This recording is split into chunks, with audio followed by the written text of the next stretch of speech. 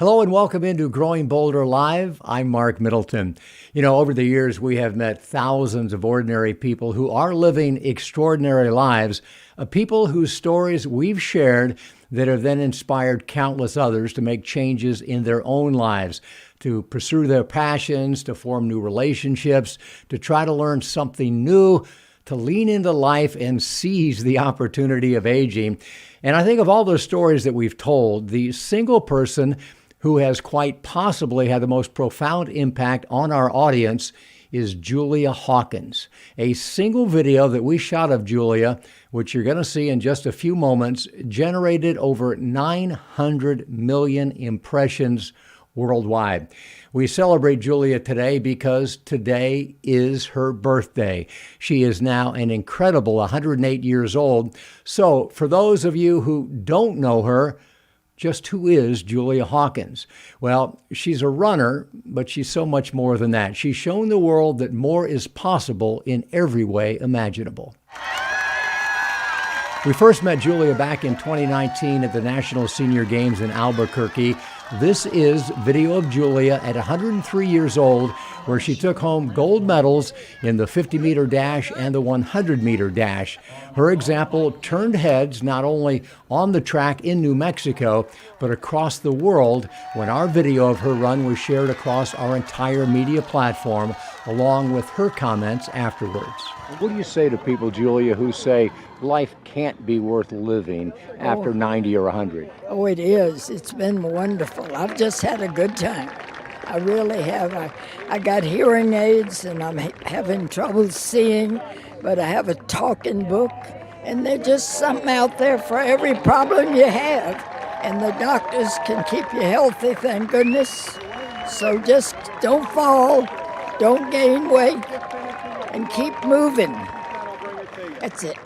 On our radio show, I asked you if you were afraid before you ran in New Orleans, and you said, honey, I'm always afraid, but that's what you have to do at my age. You look fear in the face and you run. Do you still feel the same way? Pretty much. I'm willing to do it. Want to do it. Got to do it. What do you think about the example you're setting for people all over the world? Well, that's what's keeping me going, actually. I think it's a ridiculous thing I'm doing in a way, but if I'm an example, I'm proud. Well, her example didn't stop there at 103 years old, because 2 years after that run, I grabbed a camera, I hopped on a plane, and I flew to Louisiana, Julia's home state, to watch her run in the Louisiana State Senior Games at the age of 105. This was a world record in the making, where Julia became the oldest person ever to compete in a sanctioned track and field event. Take a look. The buzz is building at the track and field finals in the Louisiana State Senior Games. Word is spreading that Julia Hawkins has just arrived and will be running the 100 meters. Do you know where registration is? It's right here. 105-year-old. Is that lady? Yeah, she's from Baton Rouge. She's originally from Ponchatoula. I've seen her run numerous times. Yeah. She's here, huh? Yeah, she's here. I gotta tell my wife. My wife's met her. She loves her. They have. How you guys doing? Good. We're doing great. All right. Good luck. Thank you. One of the reasons I go to these meets is to see and be inspired by the athletes that compete and hear their stories. And this is a story he'll share forever, because Julia Hawkins has come to set a world record and expand the boundaries of human potential. Julia, are you all loosened up, ready to go? Yeah. I think I am. You look ready. I am ready. The crowd is ready. I've been ready a long time. Before she runs, we walk. 24 hours earlier, Julia showed us around her garden in Baton Rouge, an official state-certified habitat with over 75 native plants, all of which she's identified and tagged. Julia is especially proud of her bonsai trees. All my best ones are in the house. But right here was the baobab, and it's next oldest to the redwoods, and it lives 2,000 years. And it's called The Tree of Life by Disney. Every conversation with Julia quickly turns to her husband Murray, who died in 2013 at the age of 95. The two were college sweethearts, separated by World War II. Murray was stationed at Pearl Harbor when it was bombed. They had been apart for a year, and when they realized that it would be at least another year before they were together, they were married on the phone. And he wrote wonderful letters all that time, long, long letters. And I read those letters all again when I was after he died, just a few years ago. And that made me feel young again. That made me a wonderful feeling of being young again and living that life all over again.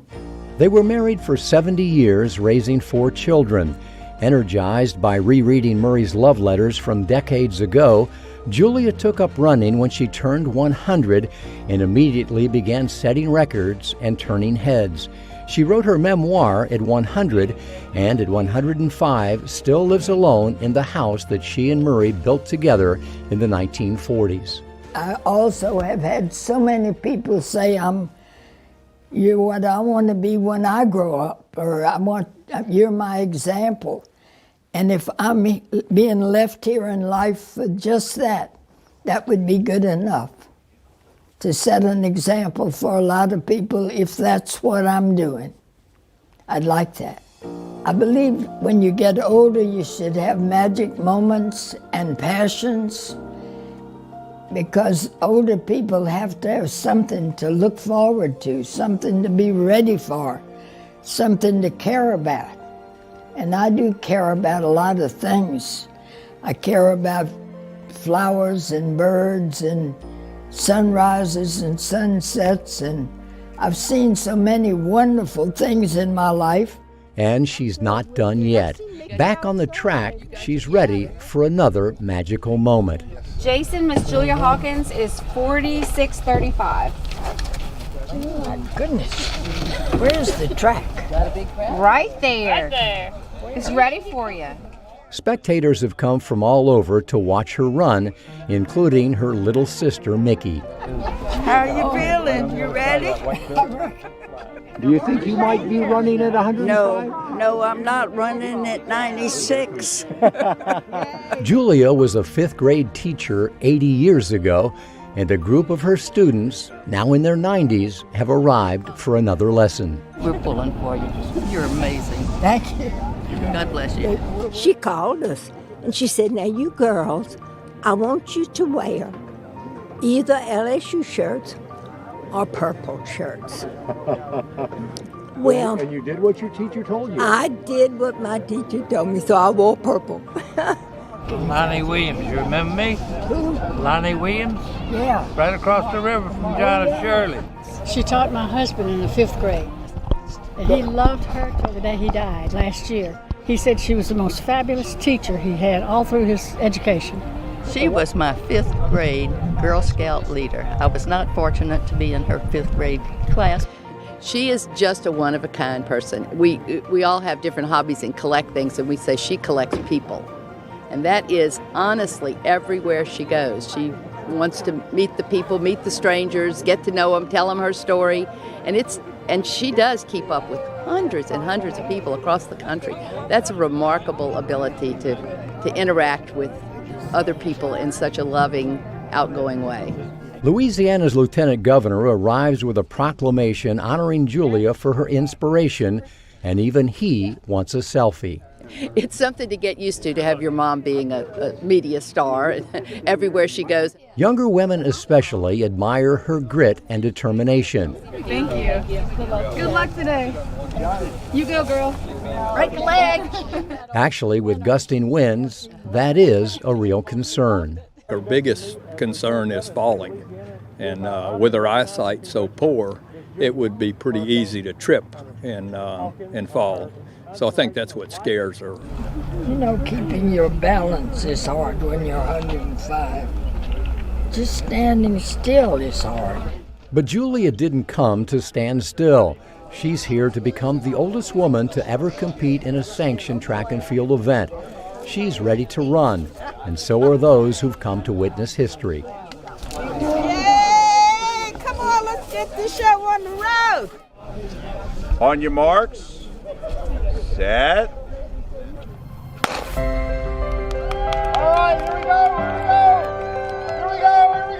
Unable to see more than 2 feet in front of her, but inspired by the cheering crowd, Julia isn't just running. She's adding another magical moment to her collection. It took her 105 years to get here, to this moment, and just over 62 seconds to get the job done. The wind was bad, it was cold, and all those things, but I still wanted to do it. And I had a lot of friends going to be here today. Students I taught from 3 different classes are here today. And I wanted them to feel that their teacher did well. Some of these people have come from a long way, and I appreciate them making the effort to come. And I like to please people, and this is one way to do it. When you get to be 105, you know you have fewer tomorrows than yesterdays. Does that weigh heavily on your mind? No, not a bit. I'm ready to go. I want to go to my husband, where he's out there somewhere.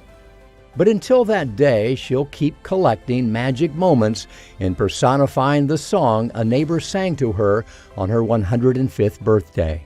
Frank Sinatra sang it. And if you should survive to 105, think of all you'll derive out of being alive. And here is the best part, you have a head start if you are among the very young at heart.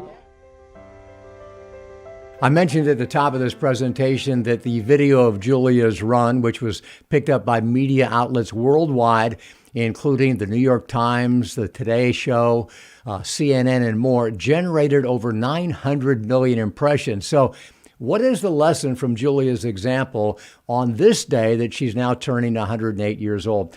You know, I think it's important to remember that she didn't even take up running until she was 100.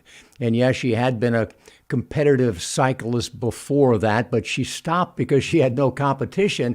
And when she turned 100, she thought it would be cool to try to run 100 meters at 100 years old. Julia keeps on keeping on because she's not only able to adapt to the challenges of aging, she's anxious to do it. She's able to do it without losing her enthusiasm for life. And I think that's what slows down most of us. We run into an obstacle, we encounter a setback, and somehow we can't figure out a way to just keep going. As Julia told us, older adults need something to look forward to. Older adults need something to care about. Her secret sauce has always been her ability to find that in ordinary moments.